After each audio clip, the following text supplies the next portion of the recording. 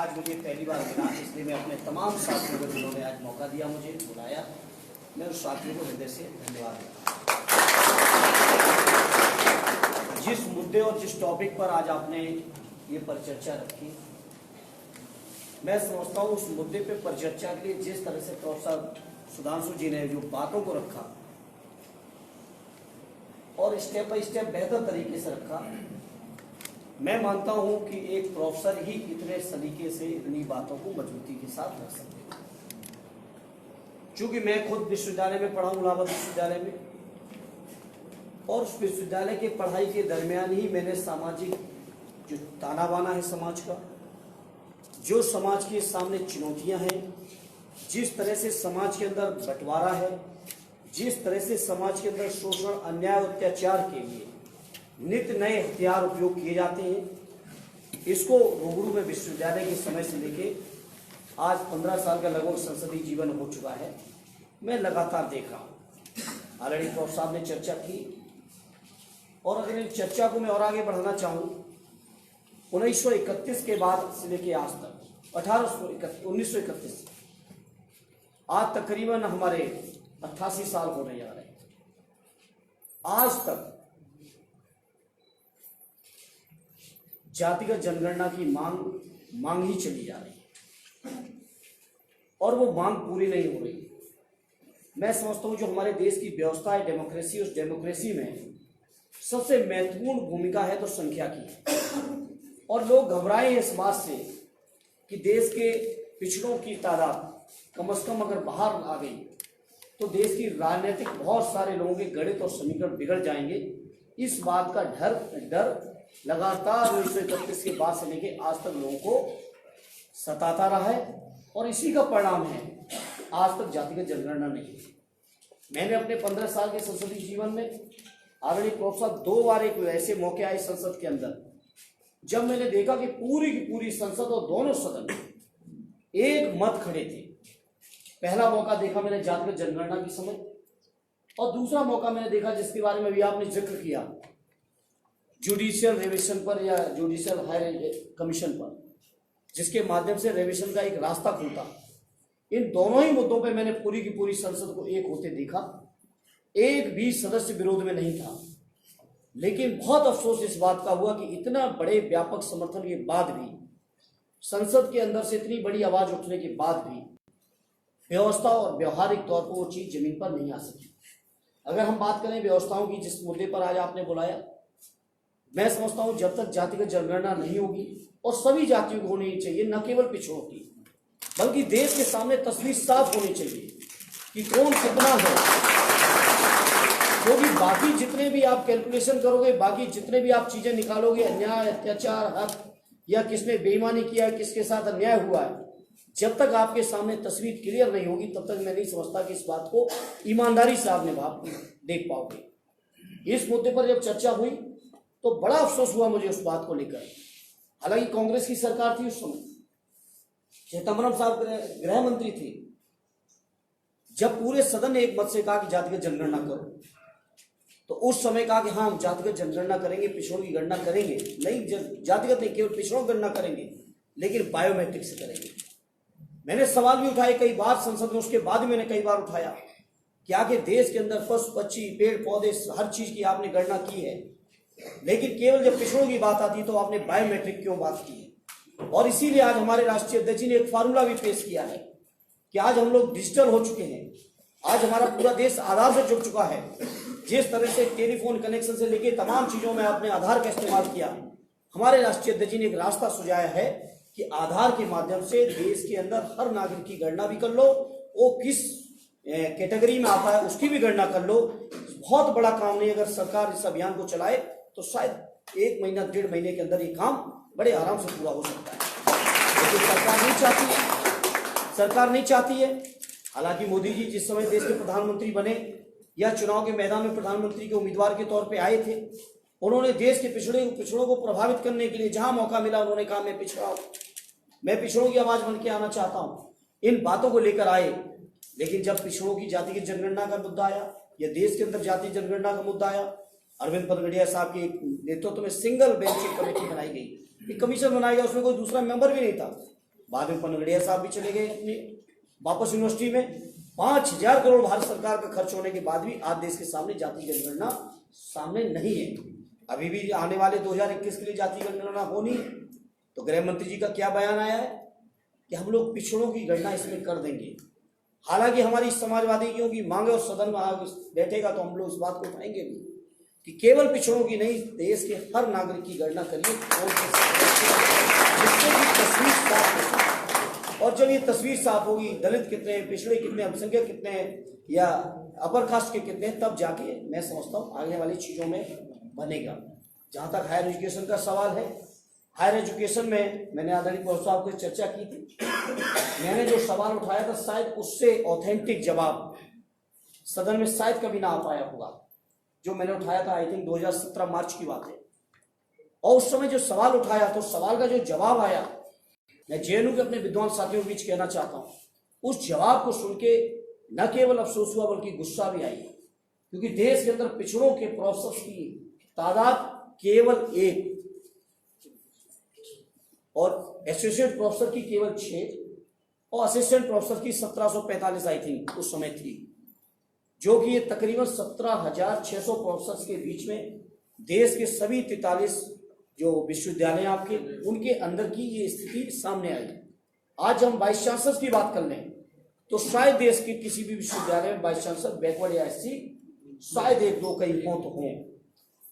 ये हालत है देश के अंदर उच्च शिक्षा की, और उस शिक्षा की नहीं, जेएनयू के साथियों, समाज के देश के अंदर जितनी भी बड़ी बड़ी व्यवस्थाएं, उन व्यवस्थाओं में आप जहां जहां सवाल खड़ा करेंगे, मैंने तो सदन में कहा है, मैंने पूछा कि बताओ पिछड़े वर्ग के प्रधानमंत्री जी हैं आप, प्रधानमंत्री आपने पिछड़ों की बहुत बातें की, हालांकि अलग विषय है कि वो कैसे पिछड़े बने, उसके बारे में गुजरात की विधानसभा में कागजों पर संशोधन करके हुआ वो कौन नहीं जानता है। लेकिन मैंने कहा सदन में, बताओ प्रधानमंत्री ऑफिस में कितने लोग पिछड़े हैं आपके, बताओ कैबिनेट सेक्रेटरिएट में कितने लोग हैं, बताओ देश की सरकार में, केंद्र की सरकार में कितने सचिव स्तर के लोग हैं, बताओ कितने पीएसयू जो आपके भारत सरकार की जो तमाम बड़ी से बड़ी संस्थाएं उसमें कितने लोग हैं, बताओ कितने मुख्यमंत्री, कितने गवर्नर, कितने केंद्र के मंत्री या कितने वाइस चांसलर, कितने प्रोफेसर। अगर आप बात करोगे देश के दलित और पिछड़ों की तो बहुत हालत दयनीय देखेंगे। जब आप मेन पॉइंट पे कहीं अगर आप बात करोगे की पोजीशन की बात करोगे तो ये बातें हैं देश के सामने। इन तमाम मुद्दों पर मैं समझता हूँ जेएनयू के साथी, बहुत सारे नौजवान साथी, डीयू के साथी और भी इलाहाबाद विश्वविद्यालय के तो बहुत ज़्यादा बड़ी तादाद में बहुत सारे नौजवान साथियों के बीच जिन जिन मुद्दों को मौका मिला आपके बीच में हमेशा उठाने का कोशिश की। आज क्रीमी लेयर का सवाल है। देश के अंदर वैसे ही 90 में मंडल आयोग आया, कमीशन, फिर 93 में आते आते क्लियर हुआ। हायर एजुकेशन में तो 2007 में जाके क्लियर हो पाया। उसमें भी जो क्रीमी लेयर की व्यवस्था है, ये व्यवस्था मैं समझता हूँ हिंडेंस डालने की है, क्योंकि जो क्रीमी लेयर की अभी तो 6 लाख की थी। सेंट्रल में आप बता दो, सेंट्रल की जो सर्विसेज हैं, जो आपके 7वां वेतन आयोग है, उस वेतन आयोग के बाद कितने परिवार ऐसे होंगे जो 6 लाख से नीचे रह जाते हैं। अब बड़ी मुश्किल से हम लोगों ने हालांकि मांग की थी 20 लाख की, लेकिन बड़ी मुश्किल से सरकार ने बढ़ा के 8 लाख जाके किया है। तो ये जितने तरीके हैं कैसे रोका जाए देश के दबे कुचले पिछड़े दलितों को देश की मुख्य व्यवस्था में आने से कैसे रोका जाए, इन तमाम चीज़ों के फार्मूले लगातार कांग्रेस पार्टी के लोगों ने भी किया है और भारतीय जनता पार्टी वाले उसको बहुत बढ़ चढ़ के कर रहे हैं।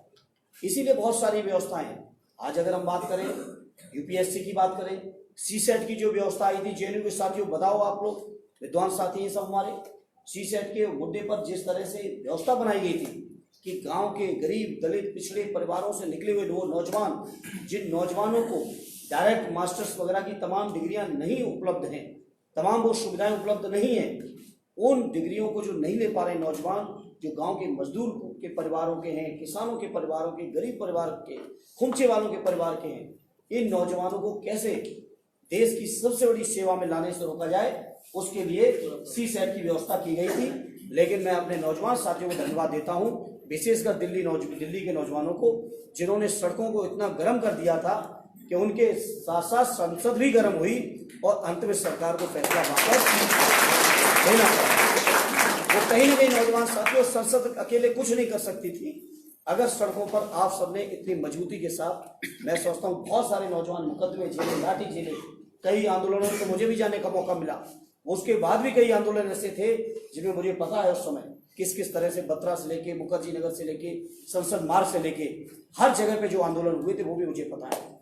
तो ये मैं कहना चाहता हूँ साथियों, जिस तरह से हो सकता है हर तरीके से चीज़ों को रोकने के प्रयास हो रहा है।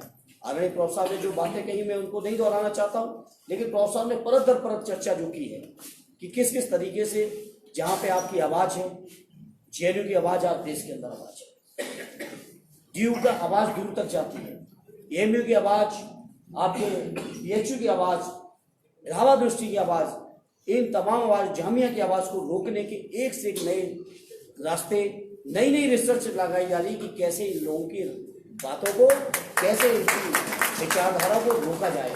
लेकिन मैं समझता हूँ नौजवान, जब आप लोग संघर्ष के मुद्रा में रहेंगे तो कहीं ना कहीं हम राजनीतिक लोग भी जब काम करेंगे, विशेषकर वो लोग जो लोग इन राजनीतिक चुनौतियों को झेलते हुए आए हैं।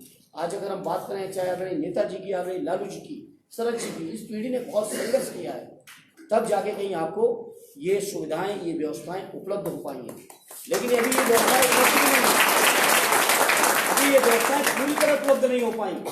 नई चर्चाएं शुरू की जा रही हैं, नई चर्चाएं कि कैसे रेविशन खत्म हो, कैसे इसकी समीक्षा हो, कैसे इसमें हिंडेंस पैदा किया जाए, कैसे इसमें बंटवारा किया जाए।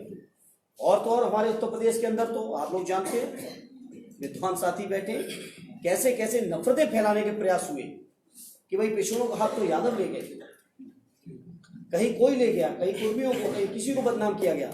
अरे आप तो पूरे पिछड़ों का ही हक ले जा रहे हो, तो यादव और कुर्मी में बंटवारे की बात तो बाद में आएगी। अरे पहले पिछड़ों को, दलितों को पूरा अधिकार दे दो, बाकी बंटवारा तो हम लोग आपस में बैठ के कर लेंगे, आपकी जरूरत। लेकिन आप तो पहले पूरे पिछड़ों के आपस में लड़ाई करा के, नफरत फैला के, एक दूसरे से बांट के आप पूरी व्यवस्था को ही खत्म करना चाहते हो। लेकिन मैं आज इस मौके पर कहना चाहता हूँ जेएनयू के अपने विद्वान भाइयों के बीच में, बहनों के बीच में, कि चाहे जो तो इस संघर्ष करना पड़ेगा, हम समाजवादी लोग अपने राष्ट्रीय अध्यक्ष आदरणीय अखिलेश जी के नेतृत्व में इतना संघर्ष करेंगे कि देश के दबे कुचले, पिछड़े, दलित, पीड़ित, शोषित किसी के साथ भी ये सरकारें चाहे कितनी क्रूर क्यों ना हो जाएं, ये अन्याय और अत्याचार नहीं कर पाएंगे। ये बात बहुत सारे मुद्दे हैं और मैं समझता हूँ प्रॉफ साहब ने बहुत सारी बातें कही और मैं इन बातों को भी कहना चाहता हूँ। मैंने भी कई बार इन मुद्दों को पहले भी उठाया और आने वाले समय में और भी उठाएंगे। देश के अंदर जो व्यवस्थाएं हैं, देश की जो उच्च से बड़ी बड़ी संस्थाएं, प्रतिष्ठित संस्थाएं, इन संस्थाओं की कैसे साख खराब हो, कैसे इसमें इसके भरोसे में लोगों की नजरों में गिरावट आए, इस तरीके के एक से षड्यंत्र।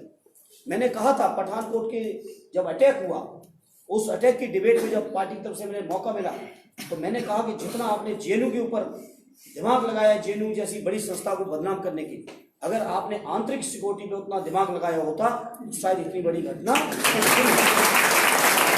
कदम रिकॉर्ड है ये बात। क्योंकि उस समय हमारे जेएनयू जैसी संस्था को बदनाम करने का प्रयास चल रहे थे, क्योंकि ये ऐसी संस्था है जिन्होंने विचारों के स्तर पर, विचारधारा के स्तर पर कभी समझौता नहीं किया है, कभी गलत बातों को स्वीकार नहीं किया। इसलिए संस्था की मर्यादा को, इसलिए संस्था की ग्रैविटी को गिराने के प्रयास हुए थे। इसलिए आज इस मौके पर जब हमारे साथियों ने मुझे आने का मौका दिया तो मैं अपने सभी साथियों को मैं हृदय से धन्यवाद देता हूँ। आदरणीय प्रोफेसर सुधांशु जी ने जिन बातों को उठाया है, मैं भरोसा दिलाता हूँ सड़कों पर, कैंपस में आप लोग इन बातों को मजबूती से रखिएगा। संसद के अंदर आपका ये साथी और आपकी साथी की जो विचारधारा और जो पार्टी है, उस पार्टी मजबूती के साथ संसद के अंदर इन बातों को मजबूती से उठाती रहेगी। मैं इसी उम्मीद के साथ कि आप सबका एक सहयोग, समर्थन और मार्गदर्शन हम समाजवादियों को, हम लोगों को बना रहेगा। इस भरोसे के साथ जो समाजवादी विचार मंच जिन्होंने मुझे मुगल बनाने का मौका दिया, मैं उन साथियों को धन्यवाद देते हुए आप सबका बहुत बहुत धन्यवाद देता हूँ।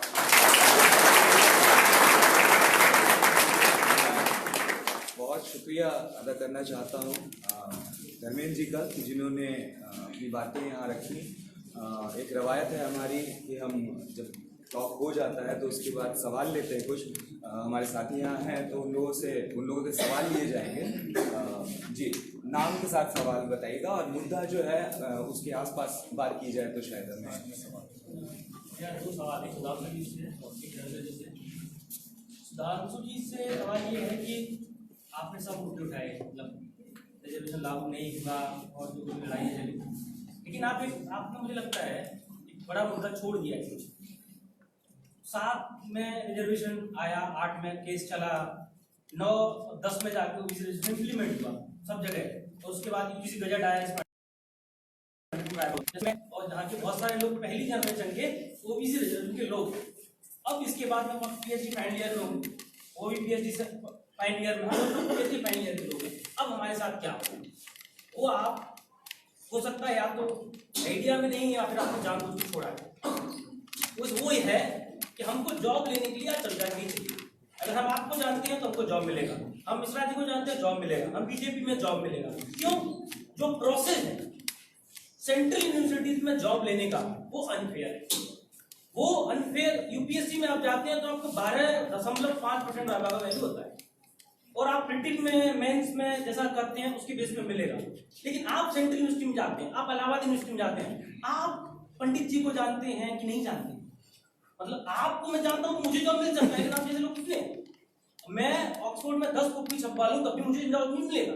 तो उसके लिए, क्योंकि आप झूठा में हैं और परमानेंट से लेकर एडहॉक तक बीजेपी कांग्रेस जो पार्टियां उनकी जॉब मिलती है, तो हम एक्सपेक्ट ये करते हैं कि हम लोग पढ़ के आगे, इतने सारे लोग अच्छी पढ़ के आ रहे हैं, हम लोग रिजर्वेशन की बाधाओं को पार करके युवा में क्वालिफाई करके टॉप कर रहे हैं। अब हम कहाँ जाएंगे? अब हम रिटिंग में अच्छा करने के लिए हमको प्रोसीजर फेल हुआ कि नहीं, उसके लिए आप आवाज उठाएंगे कि नहीं? एक सवाल भी है, उसको आप देखिए। संसद में कानून बनवाए आप लोग, इधर से बात करें, इसमें मुद्दा हो। दूसरा धर्मेंद्र जी सवाल है। धर्मेंद्र जी तो हमारे सांसद रहे मैनपुरी से, जब आप सांसद थे तब मैं स्कूल में था।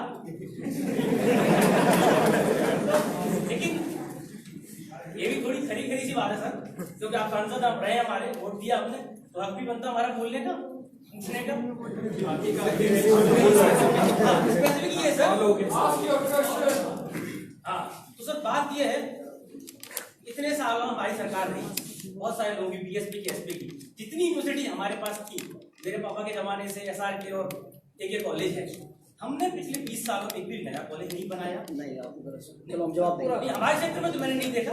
और दूसरी चीज सर, जितनी अपॉइंटमेंट हुई, मान ली इलाहाबाद यूनिवर्सिटी अखिलेश जी के टाइम पे वो जब आई, लेकिन वहां भी कम से कम अपने स्टेट यूनिवर्सिटी में जो प्रोसेस था वहां एंट्रेंस करके ला सकते थे, लेकिन हमने भी क्या किया, इन्हीं के लोगों की प्रोसेस को हमने डलवाया।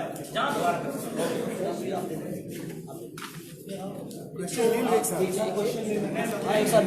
नोट कर लेना, नोट कर लेना। अरे सादर कुछ कह रहे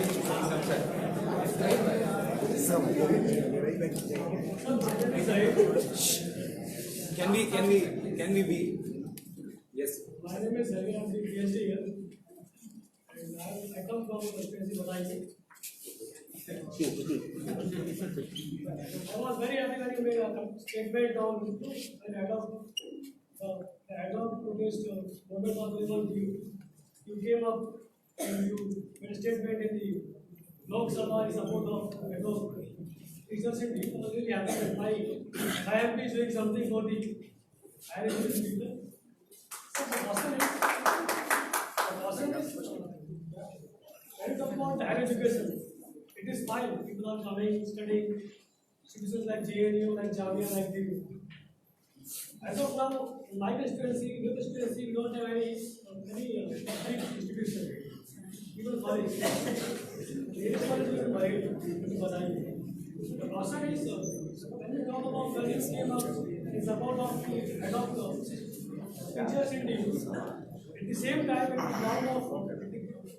on the ground labor in the education, teachers are not there, roads are problems. The basic problems in the ground level, people don't come. I have done my education from Bangladesh College. Sir, I have done my undergrad from Ranjas DU. I never encountered any guy from Badaiko. I came here in GNU. The only guy I knew is this guy, Najib. He was disappeared some years ago. What I am saying is, Where is the representation? it is fine to come up in support of teachers and students higher education. At the same time, we need to do something at the ground level in our district. Students, Okay, got it. that is my question. Dharmaraj जी। धर्मराज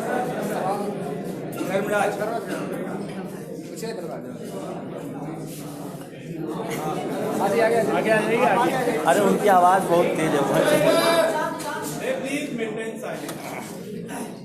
मैं असली जनता के बीच से बोल रहा हूँ। मेरा नाम धर्मराज कुमार है, मैं यहाँ पीएचडी में हूँ। मेरा सवाल धर्मेंद्र जी से है। मैं अपना सवाल रखने से पहले सर को बधाई देना चाहूँगा कि सर ने बहुत सारे यूट्यूब पे भी वीडियोस अवेलेबल है कि सर ने आरक्षण के मुद्दे पे बहुत ही दमदार तरीके से आरक्षण को डिफेंड किया है, बचाव किया है और जेडीयू के पूरा शिक्षा व्यवस्था पे जो हमले हुए हैं उसके लिए इन्होंने काफी जोर शोर से बोला। हम इसकी प्रशंसा करते हैं और आपका स्वागत करते हैं। लेकिन एक मेरा आपसे दो सीधा सवाल है, मैं कोई लेक्चर नहीं दूंगा। एक सवाल जो कि सारे लोग जानते हैं समाजवादी पार्टी के बारे में कि यही समाजवादी पार्टी है जो रिजर्वेशन मतलब प्रमोशन में रिजर्वेशन की जब बात हुई थी तो बिल फाड़ दिया गया था। एक तब किस तरीके का ये समाजवाद था। दूसरा कि समाजवादी पार्टी का इतना दिन सरकार रहा या और अभी जब योगी की सरकार आती है मतलब पिछले मुझे लगता है 2001 के बाद से या जब पिछली बार राजनाथ सिंह के बाद से या कल्याण सिंह के पहले तो समाजवादी या बसपा का ही सरकार है, मतलब जो आरक्षण के सपोर्टर लोग हम सरकार रही है। तो ऐसा क्या होता है कि एक साल में एक अजय कुमार बिष्ट नाम का कोई आदमी मुख्यमंत्री बनता है और पूरा नीचे से ऊपर तक सारे दारोगा राजपूत होते हैं, ब्राह्मण होते हैं। और वही अखिलेश यादव की सरकार में जब वो मुख्यमंत्री होते हैं तो जब यूनिवर्सिटी का वाइस चांसलर का लिस्ट आता है तो सारे वाइस चांसलर अपर कास्ट होते हैं, कोई सिंह साहब होते हैं, कोई राजा भैया के खानदान के होते हैं, कोई पांडे जी के खानदान के होते हैं। तो मैं धर्मेंद्र जी से सीधा पूछना चाहूंगा कि अभी हम लोग सारे लोग लड़ रहे हैं, हम लोग सब अभी एक खेमे के लोग हैं। जब आपकी सरकार दोबारा बनेगी और बनेगी, आज बने कल बने, तो क्या यही स्थिति आप करेंगे जबकि आप सरकार में नहीं है? जैसे अखिलेश यादव ने हारने के बाद उनको याद आया कि वो पिछड़ा था, पहले पिछड़ा नहीं थे। तो मैं सोचता हूँ कि बीजेपी को इसी बात का मैं बधाई दे दूं कि अगर वो अखिलेश यादव हारते नहीं तो उनको पता ही नहीं चलता वो किस खेमे के आदमी थे। उनको पता ही नहीं चलता कि उनके पिताजी मुलायम सिंह यादव जी को कैसे एक जमाने में मारने का षड्यंत्र तक उन लोगों ने किया था और उनके बेटे बयान देते हैं तो उनको पता ही नहीं था वो पिछड़े के बेटे हैं। तो अगर दोबारा सरकार बनेगी तो क्या यही हालत रहेगा? फिर आप सरकार में आने के बाद आपके लोग वही सिंह साहब मित्र हो जाएंगे, वही पांडे, दुबे, चौबे, मिश्रा, तिवारी होंगे? क्या बदलाव आएगा?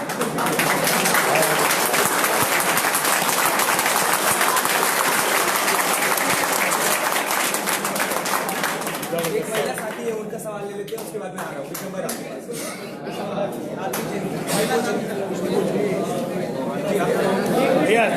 इनके पास महिला साथी है, इनको पूछ लेने दीजिए इनके बाद। मेरा सवाल सुधांशु जी से है क्योंकि मैं इनसे फर्स्ट टाइम अभी मिल रही हूँ, मैं पहले कभी नहीं मिली। मैं डीयू की स्टूडेंट रही हूँ, मैं यहाँ एमए फर्स्ट ईयर में हूँ।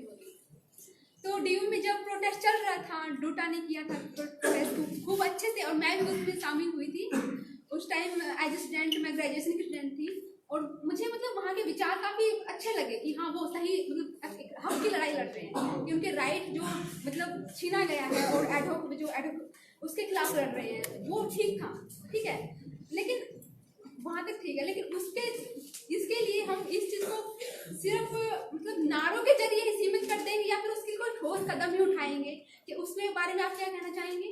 और आपसे ये भी है कि आपने क्रीमी लेयर की बात हमेशा करी, इसमें आपने जो लेक्चर अभी दिया उसमें आपने बोला कि स्पीच में कि क्रीमी लेयर का ज़्यादातर आपने जिक्र किया, लेकिन जो क्रीमी लेयर है क्या आपको नहीं लगता कि जो ओबीसी है या फिर जो भी पिछड़ा वर्ग है उसका बेस ही ये चीज़ था? अगर उसको क्रीमी लेयर से अगर वो चीज़ हम देख रहे हैं, हम वो चीज़ आ रही है तो कहीं ना कहीं वो सही भी है।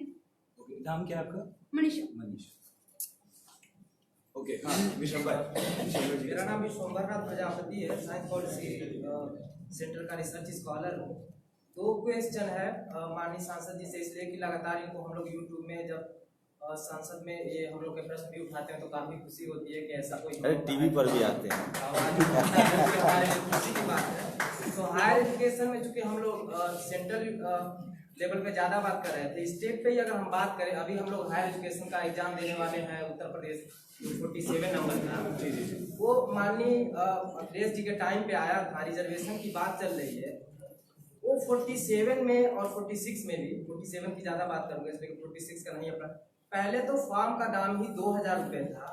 इस तरह का समाजवाद होगा यहाँ पे कि आज तक हम लोगों ने जिंदगी में कभी भी 2000 रुपए का फॉर्म नहीं भरा, लेकिन ऐसी सरकार जिसको हम लोगों ने तोड़ देकर गिराया है, 2000 रुपए का फॉर्म सारे लोगों को भरना पड़ा। तो ये प्रश्न है कि किस तरह से आप पहले ही बहुत सारे लोगों को बाहर कर दे रहे हैं। और उसी एडवर्टीजमेंट में 1150 की जो वैकेंसी आई, 1150 में 791 जो है अनरिजर्व के लिए रखे गए और 214 है वो ओबीसी के लिए रखे गए, एससी के लिए रखे गए 145 और एसटी के लिए कोई भी नहीं। टोटल एससी और ओबीसी का ही मिला के केवल बड़ी मुश्किल से 30% रिजर्वेशन लागू है। तो ऐसी सरकार जो समाजवादी है, जो क्लेम करती है कि हम समाजवाद के लिए, वही जब रिजर्वेशन फॉलो नहीं कर रही है तो ये प्रश्न उठ जाता है कि दूसरे से सवाल की सलाह देती है। एक दूसरा है, बगल में यूपी है, बगल में बिहार भी है, वहाँ पे भी सामाजिक न्याय की इतनी सारी चीजें हुई। तो ये समझ में नहीं है कि वहाँ पे चूंकि देखा जाए तो वहाँ पे 1978 से ही 2 कैटेगरी है ओबीसी का, पिछड़ा है BC1 BC2 बना रखा है पिछड़ा का। तो उत्तर प्रदेश में उस कैटेगरी को लेके कभी क्यों नहीं सोचा गया कि इस समाज में निषाद भी है, राजभर भी है, प्रजापति है, इस तरह से तमाम जो जातियां हैं वो तो एकदम गायब है। तो ऐसी जातियों के लिए तो हम जिनको भर भर के हम लोग समाजवादी पार्टी को जिताते रहे, बसपा को भी जिता रहे, उन लोगों ने कभी क्यों नहीं सोचा कि ये भी एजुकेशन में जाए, इनके बच्चे भी वाइस चांसलर बने, इनके बच्चे भी असिस्टेंट प्रोफेसर बने। उनका एक सवाल लेना चाहता हूँ, मेरा छोटा सवाल है, वो थोड़ा लालच वाला है कि यश भारती में 1 से लेकर 50 तक सारे सवर्ण कैसे मिलते हैं समाजवादी पार्टी में? यश भारती पुरस्कार 50,000 का कंपनसेशन है, बहुत पैसा मिलता है और उसमें पत्रकार होते हैं सारे के सारे। इस राउंड का आखिरी सवाल ले रहे हैं, खत्म हो गया है सर। एक सेकंड, शायद हम सबकी आवाज उतनी मुखर और उतनी तेज नहीं है, तो जो लोग बोल रहे हैं उनको सुन लीजिए please. Yes, My name is Andrea.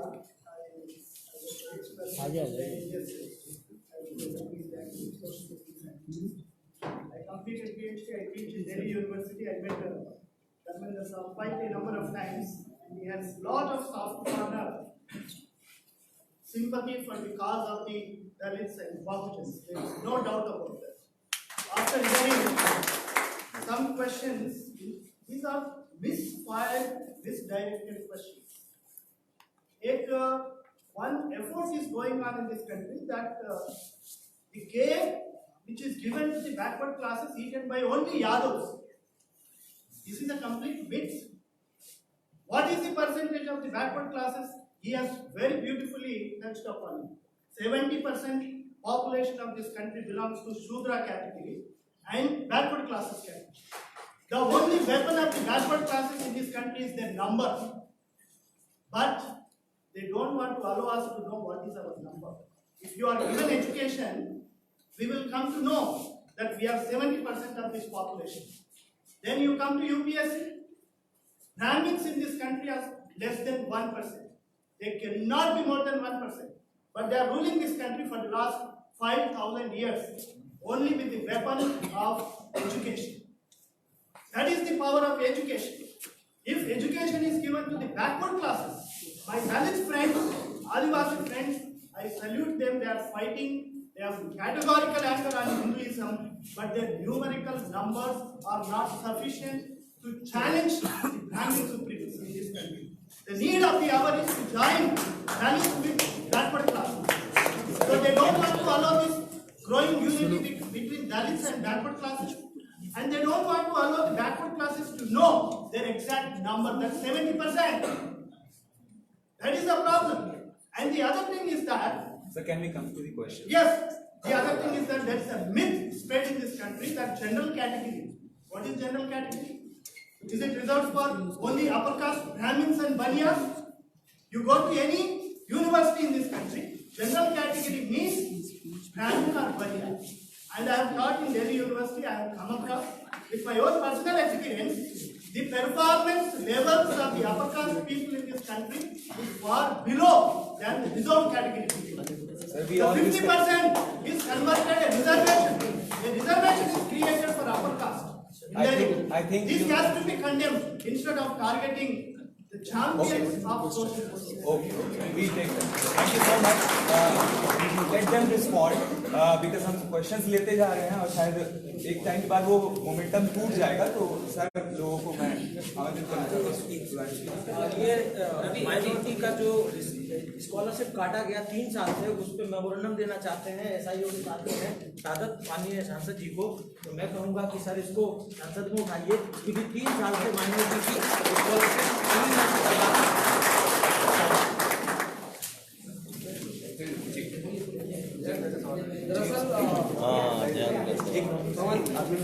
अगले में 2 क्वेश्चन लेंगे बस, एक मेरा ले लेना है, ठीक बस। परमानेंट अपॉइंटमेंट में अगर आप देखते होंगे बहुत ज्यादा उसको फेयर करने की कोशिश की गई। पीछे इसलिए बोल रहा हूँ, हाँ थोड़ा सा पीछे। अभी जो नया रेगुलेशन आया है 2018, उसके पहले का अगर आप रेगुलेशन उठाकर देखेंगे तो उसमें कॉन्सेप्ट बनाया गया है 50-30-20। 50-30-20 बेसिकली 50-30-20 में केवल 20 मार्क्स जो है वो इंटरव्यू के, बाकी का 80 मार्क्स आपका रिसर्च, आपके एकेडमिक्स का रिजल्ट और आपके पब्लिकेशन। मुझे नहीं लगता अगर वो चीज चलती और 2018 के रेगुलेशन में भी रह जाता तो आपका कोई भी, आपको किसी मिश्रा जी, किसी सुधांशु जी को आपको पकड़ने की जरूरत नहीं। बहुत क्लियर है इसमें, क्योंकि आप 80 मार्क्स में आपने पूरे 10th में आपने क्या मार्क्स लिया, 12th में क्या मार्क्स लिया, ग्रेजुएशन में आपका क्या मार्क्स है और पीजी में क्या मार्क्स है, पीएचडी आपने की है नहीं की है, एमफिल आपने किया है नहीं किया है, उससे आपके मार्क्स मिल रहे हैं। और फिर पब्लिकेशन का अभी सरकार ने उसको बदल दिया है, अब ओपन है, क्योंकि आप समझते हैं फिर वही जो आप बातें कह रहे थे मैं उससे सहमत कि पॉलिटिकल प्रेशर्स है, पार्टियों का अपना एक मंशा रहती है कि हमारे लोग लग जाए सिस्टम में। DUTA अपनी तरफ से जितना हो सकता है, जैसे आपको याद हो पीछे भी हम लोगों ने डिमांड रखा था कि जो एक्सपर्ट जाते हैं उसके सर्कुलेशन की हम बात करें। कई बार क्या होता है कि वाइस चांसलर आए, उन्होंने डिपार्टमेंट से 3 लोग उनको बड़े पसंद हैं, मतलब पसंद की अपनी वजह होती हैं, आप समझते हैं, वही 3 लोग जाएंगे तो फिर उनके इशारे पे अपॉइंटमेंट। फिर हमने उसमें डिमांड डाला है कि नहीं, एकेडमिक काउंसिल जो है हमारी दिल्ली यूनिवर्सिटी के संदर्भ ज़्यादा बता रहा हूँ, वो एक नाम देंगे 15-20-30 टीचर्स का जो एज एक्सपर्ट जा सकते हैं, और बाय रोटेशन, मतलब एक बार 3 टीचर गया तो अगली बार दूसरा 3 जाएगा, उसके बाद अगला दूसरा 3 जाएगा। तो ये जो फेवरेटिज्म का मामला है उसको हम थोड़ा न्यूट्रलाइज कर सकते हैं, ये परमानेंट सिलेक्शन कमेटी के संदर्भ में। एडहॉक्स में अभी इतना ज़्यादा ये चीज़ें नहीं है। एक सिलेक्शन कमेटी बनी है जो वहाँ के इसी के तहत बनाई गई है, और उसमें ये भरोसा किया जाता है कि इन जनरल सिलेक्शन कमेटी के ऊपर वो चलता है, भाई बंदी वाला मामला भी है, सारी चीज़ें चलता है, ऐसा हम उसको डिनाई नहीं करते। और उसके बावजूद भी मैं आपको ये कह सकता हूँ कि विश्वविद्यालय में अभी जो नियुक्तियाँ हो रही हैं स्टेट्स में होने वाली नियुक्तियों से काफ़ी फेयर है, क्योंकि जो टीचर्स लग रहे हैं आप उनके साथ अगर मिलते हैं, बात करते हैं, तो आपको वो सारी चीज़ें स्पष्ट होती हैं। तो ये एक तरीका है फेयरनेस के लिए। और भी अभी तो हुआ ये है, तत्कालिक रूप से जो अपॉइंटमेंट की डिमांड है हम लोग दूसरे उस पर काम कर रहे हैं, क्योंकि पहली बार अनप्रेसिडेंटेड सिचुएशन है, 4500-5000 लोग एडहॉक रहा जो दिल्ली विश्वविद्यालय में आज तक नहीं हुआ। 1922 से लेकर आज तक का विश्वविद्यालय है, 200, 300, 500 लोग एडहॉक पढ़ाते हैं। और पिछली सरकार ने भी और इस सरकार ने भी इसने तो और ज़्यादा बढ़ा दिया, उसको नियुक्तियाँ करी नहीं। तो और उसकी एक वजह है, वो मैंने आपको चर्चा भी करी है कि कहीं न कहीं अब सोशल जस्टिस वाला सवाल उनके सामने आता है, तो नियुक्तियाँ करना पड़ता है। ये है जो आप कह रहे थे कि क्रीमी लेयर वाला सवाल। देखिए ये चीज़ हम सबको समझना चाहिए। पहली बात तो जो रिजर्वेशन का प्रावधान है वो क्या आर्थिक आधार पर किया गया था? क्लियर कट लिखा हुआ है, सामाजिक और शैक्षणिक रूप से जो लोग पिछड़े हैं उनको आरक्षण मिले। आप अगर क्रिमी लेयर को सुप्रीम कोर्ट ने जिस दिन डाला उस दिन उसने तीसरा क्लाउज जोड़ दिया, आर्थिक आधार बनाना, जो कानून के हिसाब से नहीं है। मैं सुप्रीम कोर्ट के डिसीजन के बाद ही बोलूं। उसके आगे कई बार ये हमारे मन में भर दिया जाता है कि अरे क्रिमी लेयर वाले आ जाएंगे तो सारा हक तो वो लेके चलेंगे। हाँ, कोई भी मतलब आप जरा एक चीज बताइए, ये सवाल तो तब पूरा होता क्या इस देश में जितनी भी नौकरियां हैं उसमें 27% रिजर्वेशन लागू हो गया है? 6% है भाई साहब। फर्स्ट क्लास में की जो नौकरियां उसमें हमारा रिप्रेजेंटेशन 6% है। तो बजाय उसके कि वो नौकरी जो है बाकी का 21% कोई और खा रहा है, हमारा अगर क्रीमी लेयर का भाई खा जाएगा तो क्या खतरा है? तो मैं बहुत क्लियर हूं, क्रीमी लेयर का प्रावधान करके आप एक चीज गौर करिए। आज मैं प्रोफेसर हूं, मेरे बच्चे को रिजर्वेशन नहीं मिलेगा, नियम है ना क्रीमी लेयर में। मैं क्लास 1 की नौकरी में, मेरे बच्चे को रिजर्वेशन नहीं मिलेगा। आप सोचिए अगर मैं इस बात को मान कि हमारे बच्चे को तो मिलेगा ना, मैं क्यों लड़ूं? ये कर सकते हैं ना? क्या होगा हमारा? कौन लोग लड़ेगा ओबीसी रिजर्वेशन के लिए? क्योंकि जो लोग लड़ेंगे वो एक पोजीशन पालेंगे, वो साइड हो जाएंगे, तो लड़ेगा कौन हमारे लिए? ये सवाल तब जायज होता जब हर जगह पर 27% का रिजर्वेशन लागू हो जाता, तब हम दोनों ही सवाल। मैं आपसे आगे बढ़ के बोलना चाहता हूं, कैटेगराइजेशन वाला भी जो मामला है ना, आप पहले 27% दे तो दो। पहली बात तो आबादी हमारी 54% तो सरकार ने माना है ना, 54% रिजर्वेशन दे दो, कैटेगराइजेशन भी कर दो, सब कुछ कर दो। सवाल यह है कि होता यह है कि अभी तो 6% दे दिया, एक जगह पर 11-12% आप पहुंचे हो, उसके बाद भी आपसे कहा जा रहा है कि नहीं सारा रिजर्वेशन तो फलना जाति वाला खा जाता है, और हम मान के बैठ जाते हैं। आपको उस चीज पे सवाल, आप एक चीज बताइए, यही सवाल जनरल वालों से भी कभी हमने पूछा कि जनरल वाले लोग, तुम्हारी सैलरी जो है 10 लाख से ज्यादा है, तुम नौकरी छोड़ दो अपने गरीब भाइयों के लिए, कभी पूछा? होता है ना, उनके यहाँ भी तो एक वर्ग है जो 10 लाख से कम कमा रहा है और एक वर्ग है जो 10 लाख से ज्यादा कमाता है। वो 10 लाख से नीचे वाला के लिए छोड़ दे, 10 लाख से ऊपर वाला छोड़ते हैं क्या वो? और ये सवाल हम नहीं पूछते क्योंकि हमारे अंदर वो बात ही नहीं आती। तो ये भी हम सबको, क्योंकि सारा मामला जानते, सारा का सारा मामला ये है कि हम कितने अपने आप को तेजी से उन चीजों की ओर बढ़े जो विष हमारे अंदर भरा गया। आपके साथी आपके साथ बैठ जाते हैं, मैंने फील किया, कई बार बैठ जाते थे, अरे हम तो आपके हित की ही बात करते, वो आपको सिखाते हैं ये चीजें वो चीजें, पता है क्रीमी लेयर नहीं लागू हो रहा है इसकी वजह से, अदरवाइज तो तुमको नौकरी मिल जाती। वो तो क्रीमी लेयर और SC/ST में अभी कोर्ट में केस चल रहा है, कोर्ट में और इस देश के सुप्रीम कोर्ट ने SC/ST में क्रीमी लेयर लागू करने का केस एक्सेप्ट कर रखा है, पता नहीं आप लोगों को पता है। और एक और घटना बताता हूं, आप लोगों ने पता नहीं, आप में से जो साथी रिसर्च कर रहे हैं और अपॉइंटमेंट के लिए इंतजार कर रहे हैं, दिल्ली विश्वविद्यालय क्योंकि सबसे ज्यादा संख्या है वहां पर, शिक्षकों की जगह ज्यादा है, 12,000 प्रोफेसर है। कभी आपने ये देखा है कि एक ओबीसी का बच्चा जनरल में इंटरव्यू दे रहा है, एक SC का बच्चा जनरल में इंटरव्यू दे रहा है, एक ST का बच्चा जनरल में इंटरव्यू दे रहा है, कॉल ही नहीं कर रहे वो? इतना बड़ा साजिश है। हम तो, मैं ठीक है, मैं ड्यूटा में हूं, उसके बाद ही मैं ये फेलियर एक्सेप्ट करता हूं कि जनरल के लिए इंटरव्यू कॉल हुआ है, 3 सीट जनरल का है, SC/ST OBC बच्चे को इंटरव्यू कॉल नहीं हो रहा। 50% रिजर्वेशन किसके लिए है जो सर अभी कह रहे हैं? तो वो तो ऑलरेडी 50% उनके लिए फिक्स कर रहे थे। तो अभी तो हमें उन प्रश्नों को, और ओबीसी के नाम पर 1400 करोड़ रुपया दिल्ली विश्वविद्यालय ने लिया है, 2008 में वो पैसा आया है, आज 2018 है, और आपको पता है अभी भी दिल्ली विश्वविद्यालय के हॉस्टल्स में ओबीसी का रिजर्वेशन लागू नहीं। तो बड़ी लंबी लड़ाई है, अभी उसको करना है। और जहां तक ये रहा कि एडहॉक्स, देखिए कई बार आप लड़ते हैं, जब से पता नहीं बताना चाहिए कि नहीं, दिल्ली विश्वविद्यालय शिक्षक संघ का 50 साल का इतिहास, अभी हमने पिछले साल 2017 में 50वीं वर्ष मनाया, और उस 50 वर्ष में मैं पहला ओबीसी पदाधिकारी। ये प्रगतिशील संस्था है ना, इसलिए नहीं कि मैं बन गया हूं की बात नहीं है, मैं ड्यूटी अपने को बड़ा प्रगतिशील दिखाता है, उसकी वजह से बता। और जब से आए हैं हमारे साथी, हम लोग कोशिश कर रहे हैं कि लड़ रहे हैं, क्योंकि एडहॉक्स अपॉइंटमेंट में एक पर्पस तो है कि सारे लोग लग जाएंगे, लेकिन मेरे दिमाग में जो पर्पस चल रहा होता है वो ये है कि हमारे SC/ST OBC के भाई परमानेंट होकर आ जाएंगे। आपको मैं बता रहा हूं, दिल्ली विश्वविद्यालय में अगर 4,500 नियुक्ति हो गई तो पूरे देश का नक्शा बदल रहा है। 2,500 SC/ST OBC अगर दिल्ली में बैठ के चिल्लाएगा ना, तो पूरे सरकार, कोई भी देश की सरकार, चाहे एक्स पार्टी आए वाई पार्टी आए, कोई उसको अवॉइड नहीं कर सकता। अभी हमारी मुश्किल क्या है, हमारे साथ वो डरते हैं, 2-4 साथी हैं जिन्होंने हिम्मत करी है, एडॉक के बाद भी सामने आकर उठा रहे हैं और लड़ रहे हैं। देखिए 8 दिन का स्ट्राइक हमने पिछले बार, स्ट्राइक करना कोई बहुत अच्छी बात नहीं होती, कोई अप्रिशिएशन की बात नहीं।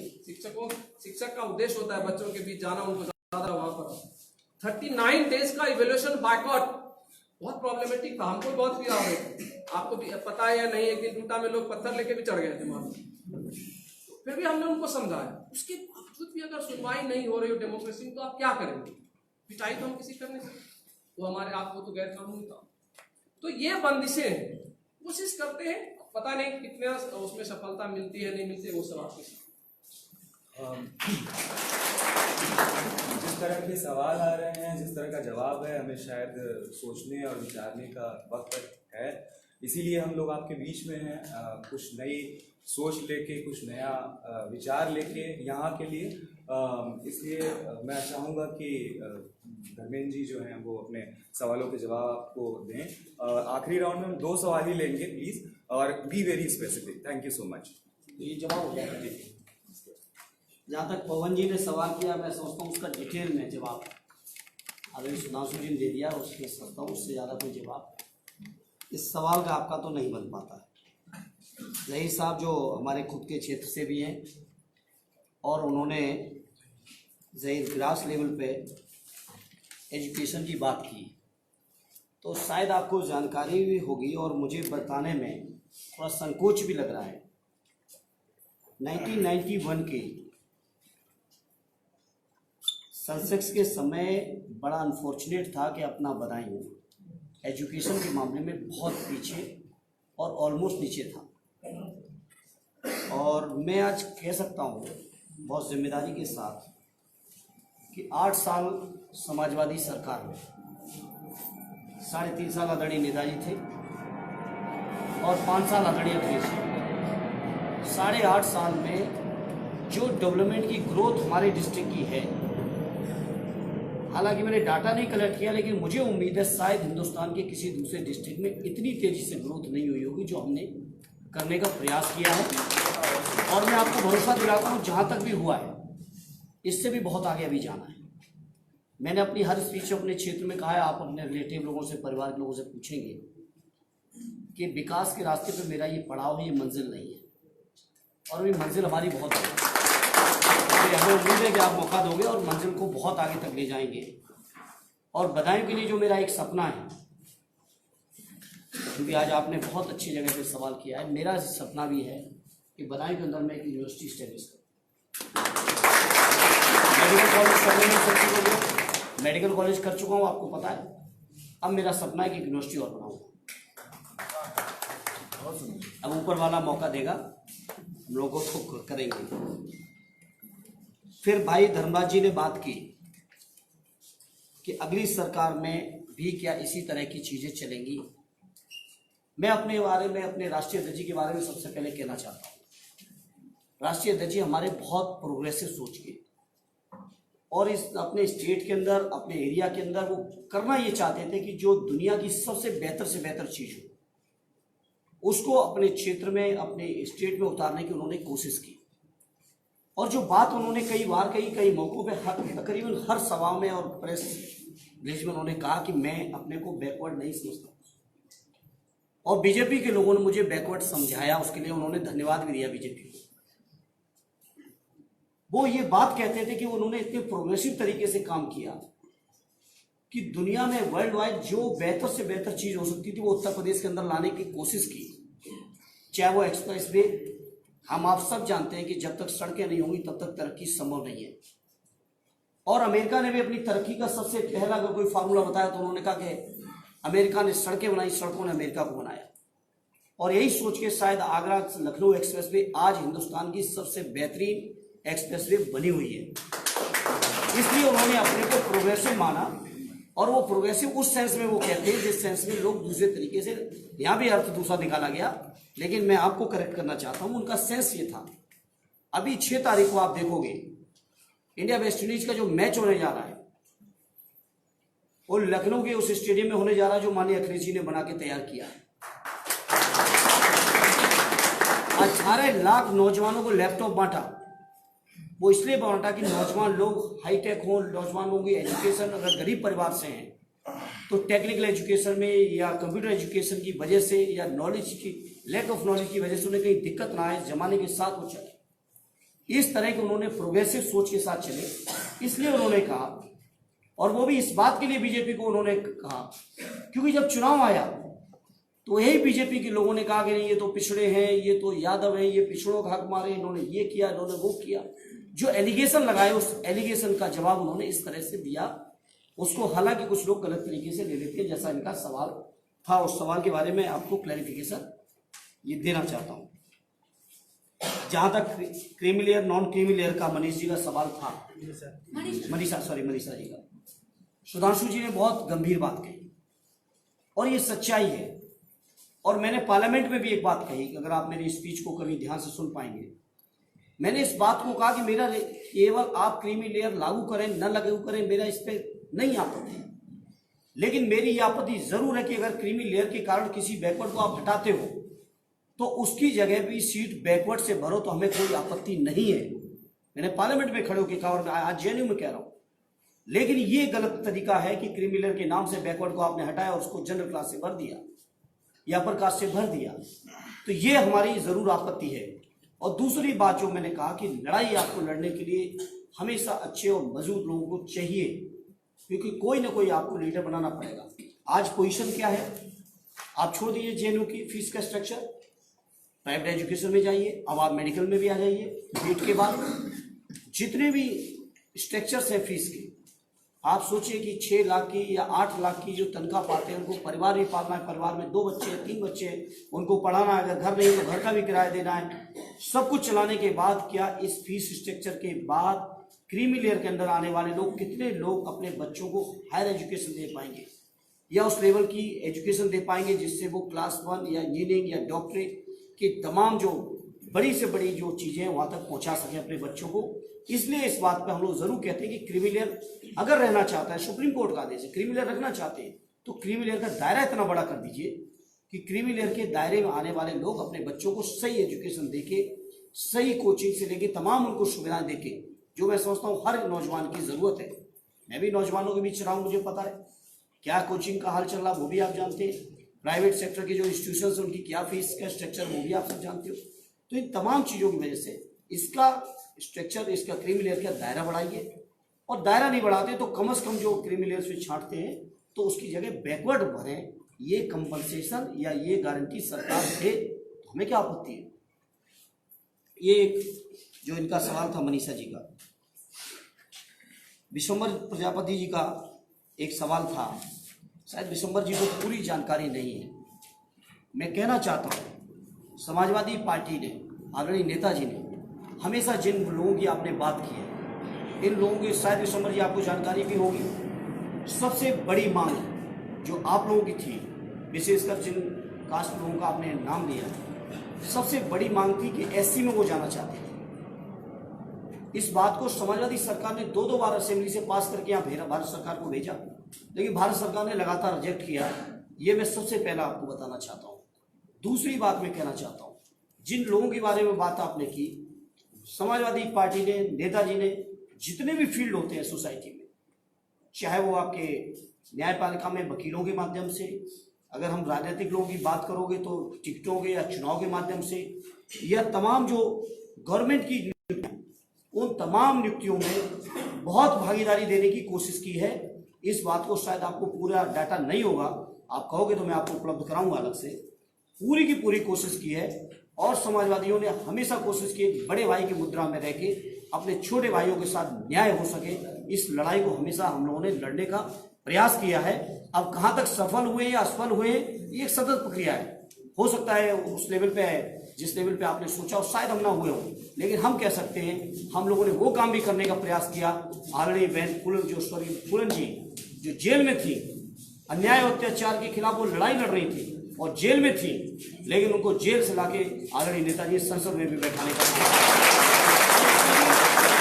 उसके लिए हम लोगों ने बहुत आलोचनाएं भी सुनी, बहुत विद्वानों ने आलोचना की, बहुत लेख लिखे गए अखबारों, मीडिया में डिबेट्स हुई, लेकिन तमाम चीजों की चिंता किए बिना, न पहले की चिंता न आज करेंगे चिंता, न आगे करेंगे। अगर किसी को समाज में दबे कुचले पिछड़ों को आगे बढ़ाने के लिए कोई आलोचना होगी तो उस आलोचना को हम लोग सहर्ष स्वीकार करेंगे। कभी उसकी परवाह हम लोगों ने पहले भी नहीं की, आज भी नहीं करेंगे। डॉक्टर अंजन जी ने तो कोई सवाल ही नहीं किया, उन्होंने जो कॉम्प्लीमेंट्स दिए उसके लिए मैं हृदय से उनको धन्यवाद देना चाहता हूँ। मैं समझता हूँ कोई है दिसंबर जी का एक तो मेरे पास आ गया था, दूसरा क्या है ईबीसी ओबीसी बंटवारे के सिलसिले में मैं कहना चाहता हूँ, जिसके बारे में आदरणीय सुधांशु जी ने जवाब दिया है, उनकी बात को मैं अपने से जोड़ते हुए कह रहा हूँ कि आखिर पहले हर जगह 27 तो पहुंचा था, आप डिवीजन क्या करना चाहते हो? और इससे भी बड़ी एक बात मैं कहना चाहता हूं जो हमारे राष्ट्रीय अध्यक्ष जी ने कही है कि आप पहले जाति जनगणना कर लो, चाहे एबीसी हो, चाहे ओबीसी हो, चाहे जनरल हो, चाहे एससी हो या माइनॉरिटी हो, जो जितनी तादाद में है सबको समान अधिकार दे दो। किसी से कोई लड़ाई नहीं, किसी से कोई मतभेद नहीं, किसी का ना अधिकार हम छीनना चाहते और न किसी के साथ बेईमानी करना चाहते, न बेईमानी होते देखना चाह रहे हैं। तो इसका तो मैं समझता हूँ सबसे बेहतर रास्ता ये है। और मैंने जैसा अपनी स्पीच में भी जिक्र किया था, आधार के आने के बाद अभी कोई बड़ी समस्या भी नहीं है और आज भी ये सरकार षड्यंत्र कर रही है। मैं आज जेएनयू के भाइयों को आपके बीच कहना चाहता हूँ, अभी भी ये सरकार, गृह मंत्री जी का जो बयान आया है कि केवल पिछड़ों की जनगणना करेंगे, ये भी पिछड़ों के साथ षड्यंत्र है। क्योंकि बहुत सी जातियां मैंने व्यवहारिक तौर पे देखा है, मंडल आयोग की सिफारिश के बावजूद इवन हमारे उत्तर प्रदेश के अंदर, राजस्थान के अंदर भाई लोग होंगे, यूपी के लोग हैं, राजस्थान में मीना लोग एसटी में हैं और हमारे यूपी के मीना लोग जनरल में हैं। अभी मैंने बहुत फाइट की, जब मेरी सरकार थी तो हमने नोटिफाई तो एससी में कराया, एसटी में, लेकिन बहुत से अधिकारियों ने अभी भी एसटी का सर्टिफिकेट उनको देने से आनाकानी की, क्योंकि उनको ट्रेडिशनली उनके दिमाग में है कि यूपी में मीना लोग जनरल में, एसटी का सर्टिफिकेट नहीं जारी करा पा रहे, जबकि मैंने जियो कराया है, उसके बाद नहीं हो पा रहा है। तो ये समस्याएं हैं। इन तमाम समस्याओं का सबसे बेहतर रास्ता है जो हमारे राष्ट्रीय अध्यक्ष ने दिखाया कि सबकी गणना कर लो और जो जितना है सबको उसके समान हक दे दो। अभी भी जो भारतीय जनता पार्टी की वर्तमान सरकार जनगणना 2021 के लिए जो प्रारूप तैयार कर रही है, हालांकि हाउस आने दीजिए, हाउस में डिबेट होगी इस पर। ये जो प्रारूप आ रहा है, ये प्रारूप भी कहीं ना कहीं फिर से पिछड़ों के साथ शोषण का एक माध्यम बनेगा, क्योंकि बहुत से स्टेट में, इस स्टेट में बैकवर्ड है, उस स्टेट में जनरल है, दूसरे स्टेट में एससी है। तो इन तमाम समस्याओं का सबसे बेहतर समाधान तो यही है। इससे जो सवाल आए थे, शायद मैं उम्मीद करता हूं कि आप लोग सहमत होंगे। एक सवाल जो विशंबर जी ने और किया था, उस समय की विज्ञप्ति और उसमें 2000 रुपये, हालांकि मुझे उसकी उस पर्टिकुलर केस की मुझे जानकारी नहीं है, इसलिए मैं उतना बेहतर जवाब नहीं दे सकता। लेकिन मैं आपको ये भरोसा दिलाता हूं, जब भी समाजवादियों को दोबारा मौका मिलेगा, इस तरह की कोई भी बात आपको सुनने को नहीं आएगी, ये मैं भरोसा दिलाना चाहता हूं। और एक और जो शंभू भाई ने बात कही, मैं समझता हूँ शंभू भाई, मैं आपको लिस्ट भेज दूंगा अलग से।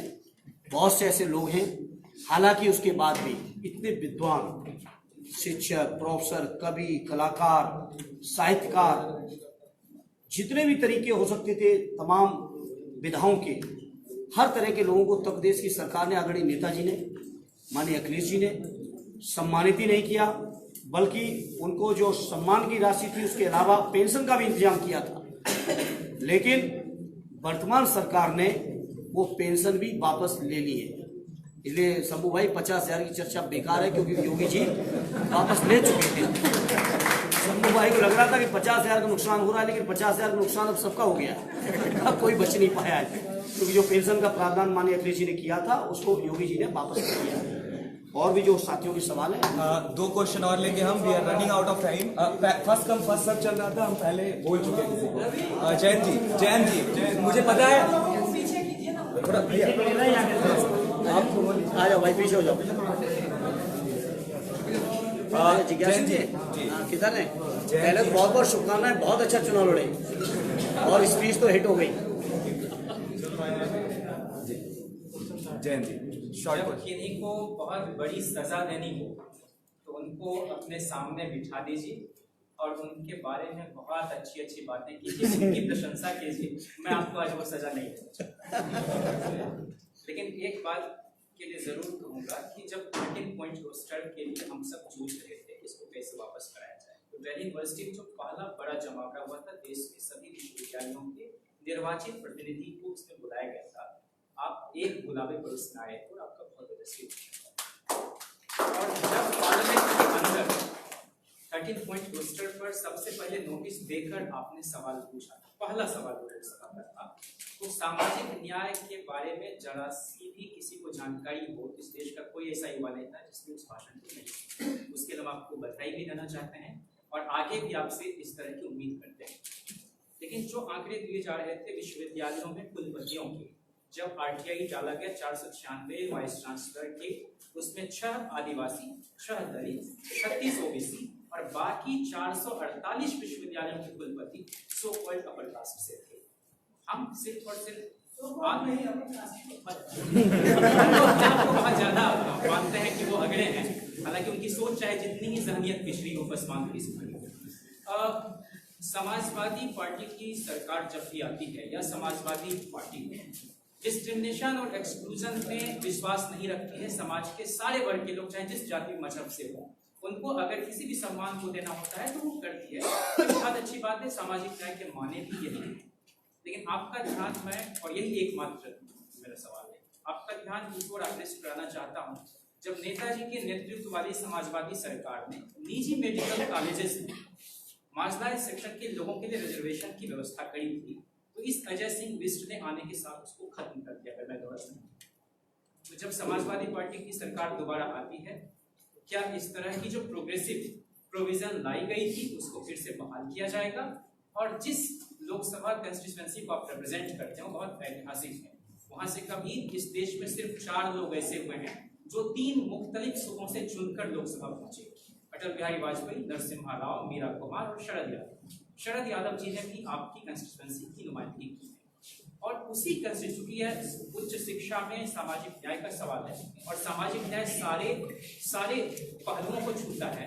उसी बदायूं के नजीब को दिन दहाड़े गायब कर दिया गया और CBI का जो खेल चल रहा है पूरे देश के अंदर, आपस में ही वो लोग दर्ज कर रहे हैं, तो उसमें क्लोजर रिपोर्ट फाइल करने की बात करती है हाईकोर्ट। तो जब भी ये सदन शुरू होगा, जब भी सत्र आएगा, तो आपसे यह गुजारिश है कि उसको जरूर पुरजोर तरीके से दूसरा। और आप पहले भी सुनना चाहते थे, मंडल दिवस के दिन हम चाहते थे कि आप आए, हम आपके पास गए भी थे आपको आमंत्रित करें, लेकिन जो भाई साहब तेलंगाना से हैं, तेलंगाना में आपका कोई कार्यक्रम था तो आप नहीं जा पाए। तो आज हम सबके लिए खुशी का सबब है कि आप हमारे बीच हैं और आप लगातार प्रखरता के साथ लोकसभा में आवाज उठाएं। आपको जब भी हम लोग सुनते हैं तो आप नेताजी और शरद जी का देखते हैं। आप और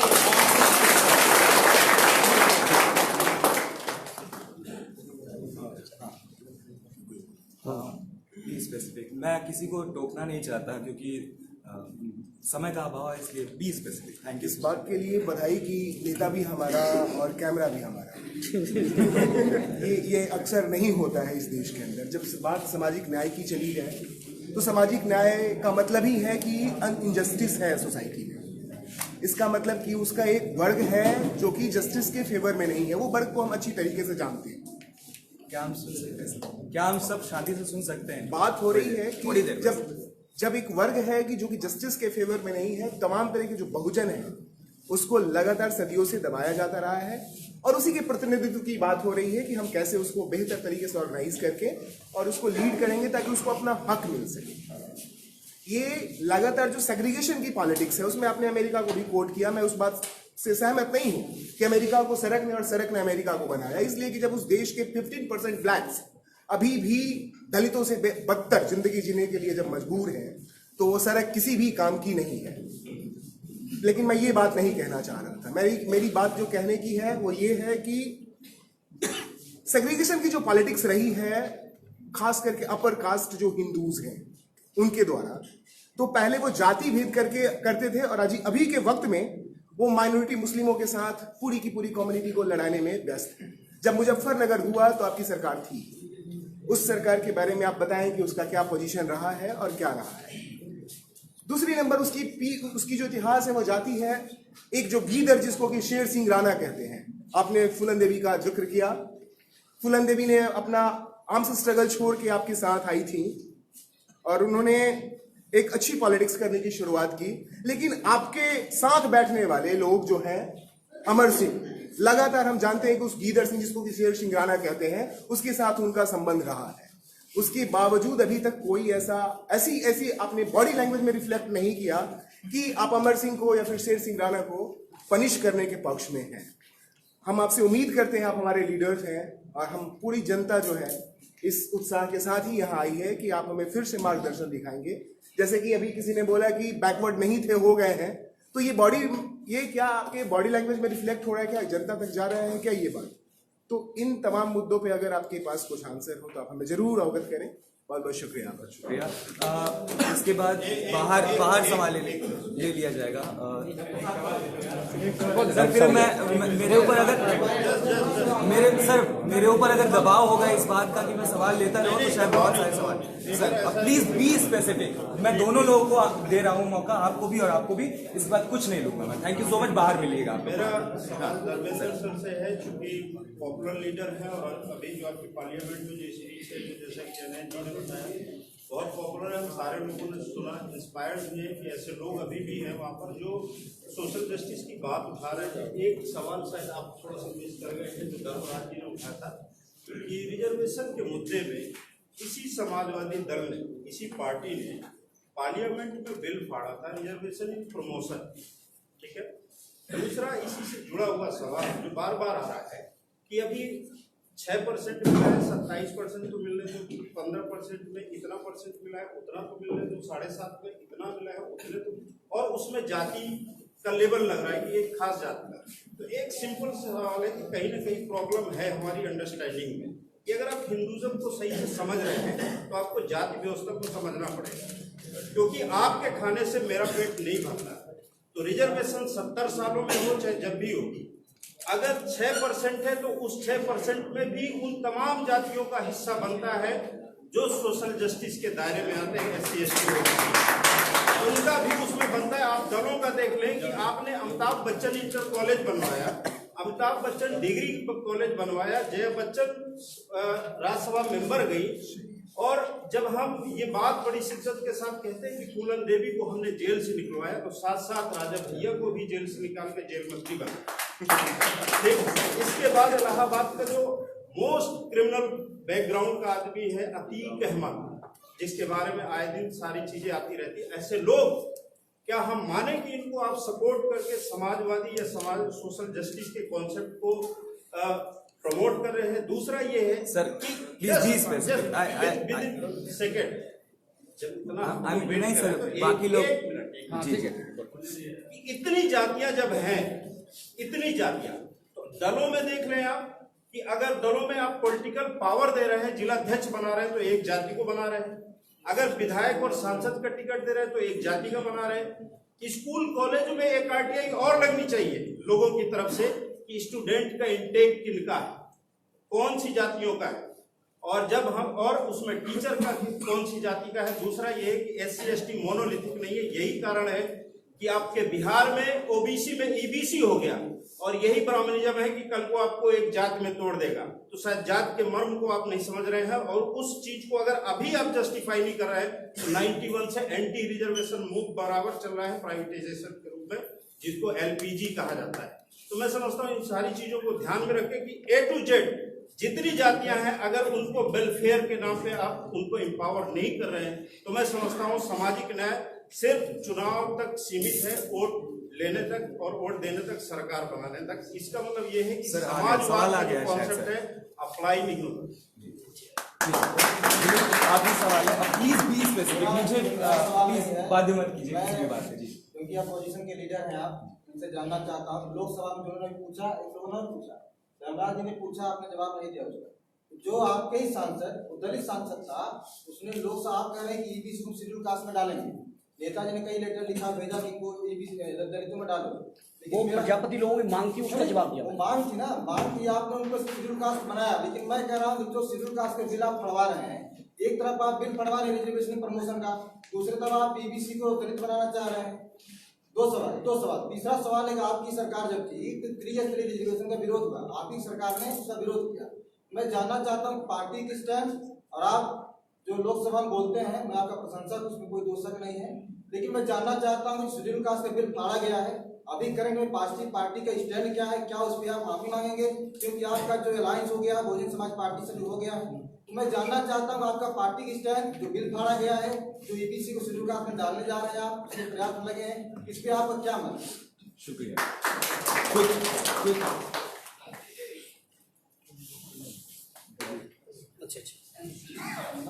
माफी चाहूंगा सर, मैं वो क्या है कि जो बच्चा रोए नहीं उसको मार दूध नहीं पिला दे, वैसा हो गया मेरा।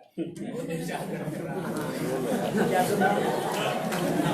मेरा नाम महेश चौधरी है, मैं राजस्थान से हूँ। और जैसा कि सर ने कहा कि सेंट्रल यूनिवर्सिटीज में 7 पोस्ट आती है, तो 4 पोस्ट जनरल के ही कैंडिडेट्स को जैसे होता है, वैसे राजस्थान में जो सिविल जो स्टेट सर्विसेज है उसका अभी रिसेंटली रिजल्ट आया है, उसका जनरल का 76 मार्क्स पे कट ऑफ है और ओबीसी का 99 मार्क्स पे कट ऑफ है। और इसी तरह के हजारों उदाहरण देश भर से हमें मिलते हैं आरक्षण के साथ बदमाशी की जो लोग कर रहे हैं। आपने कहा कि लीडरशिप चाहिए, देश में लीडरशिप चाहिए लड़ने के लिए, तो क्यों ना एक ऐसी लीडरशिप यहीं से खड़ी की जाए, क्योंकि ये विश्वविद्यालय और आप जैसे लोग नेतृत्व देते हैं पूरे देश को सामने बढ़ाने की लड़ाई, तो एक ऐसी लीडरशिप खड़ी की जाए, एक ऐसी टीम बनाया जाए जो हर छोटे छोटे मुद्दों पे छोटी छोटी जगहों पे लड़ने के लिए तैयार है। क्या ऐसा कोई हम यहाँ से निकल करके एजेंडा लेकर के जा सकते हैं? शुक्रिया। चलिए अब जवाब दे दो।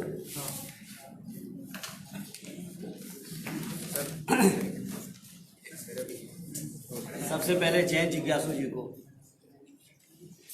मैं बधाई भी देता हूँ जो उन्होंने परफॉर्मेंस की फॉर्मली और अपनी बात से पूरे देश को आकर्षित भी किया और बड़ी तर्कसंगत मुद्दों को भी उठाया, उसके लिए मैं उनको धन्यवाद देता हूँ। और उन्होंने जो मुद्दा या सवाल उठाया निजी विश्वविद्यालयों में जो माननीय जी ने किया और जो वर्तमान सरकार ने चेंज किया, मैं उनको भरोसा दिलाना चाहता हूँ कि जब भी हम समाजवादियों को मौका मिले हम लोग बेहतर से बेहतर फैसला लेंगे जिससे कहीं कोई अन्याय की गुंजाइश न हो। दूसरा सवाल धर्मपाल जी ने भी उठाया था, धर्मराज जी ने भी, और मैं समझता हूँ कुलदीप जी ने उसको रिपीट भी किया। चीज़ों को थोड़ा समझने की बात है। विश्वनाथ जी ने जो सवाल उठाया मैंने इस बात को उस सेंस में, उस परिदृश्य में कहा जिस सेंस में गलत तरीके से समझा गया। हमारा स्टैंड समाजवादी पार्टी का आज ये है कि समाज में सबकी जाति जनगणना करिए, सबको समान हक जो है जिसका बनता है वो हक दीजिए। ये हमारा एकदम स्पष्ट स्टैंड हमारे राष्ट्रीय अध्यक्ष जी ने हर मौके पे, हर प्लेटफॉर्म पे उन्होंने इस बात का जिक्र किया। जहाँ तक कुछ पुरानी बातें भी आपने उठाई उसमें ये जरूर स्टैंड था पार्टी का कि बैकवर्ड को भी जोड़ा जाए। हालांकि आज ये बात पुरानी हो गई और मैं समझता हूँ समाजवादी पार्टी के इस फैसले को, इस स्टैंड को ही आप लोगों से मेरा निवेदन है कि इसको हमारा अंतिम फैसला के तौर पे आप इसको माने और स्वीकारें। एक सवाल जो बात की अतीक अहमद राजा भैया की या क्रिमिनलाइजेशन ऑफ पॉलिटिक्स की, तो हम लोग फख्र के साथ कह सकते हैं कि हमारे लीडर ने जो पॉलिटिक्स की वो अगर देश की सभी पार्टियां कर दें तो इस देश के अंदर से criminalisation of politics for ever खत्म हो जाएगा। कोई क्रिमिनल सदन तक नहीं आ पाएगा। अतीक अहमद को भी टिकट नहीं दिया 2017 के चुनाव में, बहुत कोशिश की। जीपी यादव को 2012 से ही रोक दिया। मुख्तार को पार्टी में आने से रोका। राजा भैया की जहां तक सवाल है, हालांकि पुराने कुछ ऐसी पॉलिटिकल सर्कमस्टेंसेस थे कि उनके साथ उस समय थोड़ा अन्याय हुआ या शो किया उन्होंने अन्याय, और समाजवादियों का थोड़ा इतिहास रहा कि अन्याय के साथ खड़े होते रहे। लेकिन उससे भी मुक्ति ये राज्यसभा के चुनाव में